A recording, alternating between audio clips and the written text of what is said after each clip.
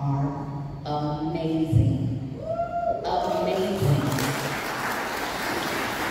To be able to have young men that are an important aspect of my son's lives outside of just family members, uncles, cousins, but to have that support of knowing that there are people in the community that love and care about the future of your child just as much as you do. To have them be able to support them academically, socially, emotionally, it's impeccable. Coach Calvin and Coach Scott, they are primarily my son's coaches.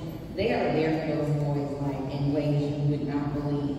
And my sons, those who know my sons, they're very quiet, very shy, but you know, they get to pull the extra out of them. Like I've seen after meetings where they'll pull my son to the side and be like, hey, man, why you didn't call me? And then they just be like, so to know that they are there for them and it extends beyond this program is just amazing.